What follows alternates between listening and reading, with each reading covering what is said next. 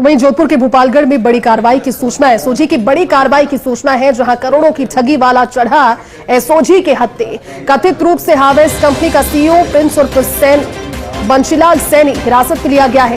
Scorpio गाड़ी दिलाने के नाम पर 6 लाख रुपए की ठगी का आरोप है। क्रिप्टो करेंसी और ऐप आईडी लगाने के नाम पर लाखों की ठगी का आरोप है।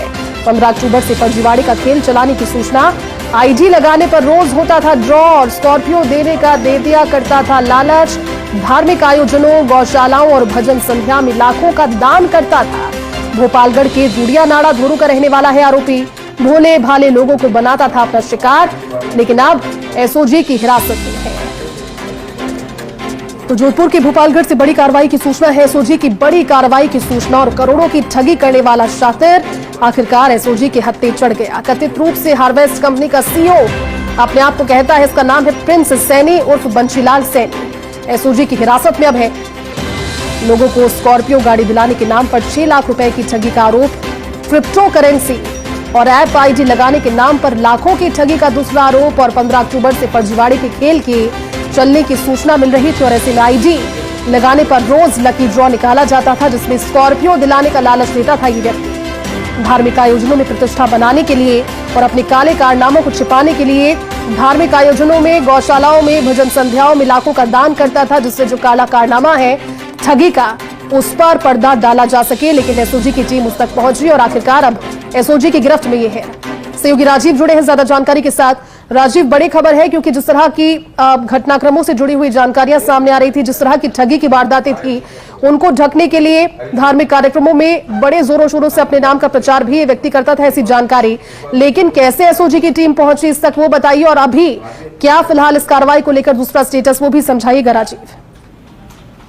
देखिए, ठगी का बड़ा खेल है जिसको समझा जा सकता है कि कैसे कोई व्यक्ति 6 लाख में स्कॉर्पियो दे सकता है। और खुद ने जिस तरीके से बात को प्रचारित किया था, लंबे समय से एसओजी की नजर भी थी और भी एजेंसी नजर रखी हुई थी, लेकिन ऐसे में समझा जा सकता है कि फिलहाल जिस तरीके से नजर रखने की बात है, कुछ न कुछ प्रामाणिक तथ्य एसओजी के हाथ लगे, तब भी जाकर के एसओजी की टीम ने एक योजनाबद्ध तरीके से हिरासत में लिया। पूछताछ जारी है। पूछताछ के माध्यम से कई तरह की बातें सामने आई। जो सोशल मीडिया पे इन्होंने अब तक जो कुछ किया, बार बार चिल्ला करके बोला कि आप 6 लाख में स्कॉर्पियो ले जाइए, तो ये एक ठगी का कोई ना कोई जो खेल सामने आया है। बिना एसओजी प्रामाणिक आधार पर किसी पे हाथ नहीं डालती, तो समझा जा सकता है कि एसओजी ने जब ये किया तो कुछ न कुछ बड़े खुलासे की उम्मीद से इंकार नहीं किया जा सकता। आप पूरे हिंदुस्तान भर से लोग यहाँ पर आना, उनका ठगी का शिकार होना, किसकी शिकायत आई है वो सब अंदर खाने की बात है। लेकिन पूरे पड़ताल के बाद में एसओजी ने जिस तरीके से हिरासत में लिया, उठाया है, पूछताछ के बाद में दूध का दूध और पानी का पानी। लेकिन धार्मिक कार्यक्रम में पैसा लगाना, सोशल मीडिया पे इस बात को प्रचारित करना, ये अपने आप में संकेत साफ तौर पर दे रहा था कि कहीं ना कहीं पाप का घड़ा आज नहीं तो कल फूटेगा। लगता है आज और कल के अंदर कुछ बड़ी जानकारी सामने आ सकती है। जी ठीक है राजीव, बहुत शुक्रिया इस पूरी जानकारी के लिए।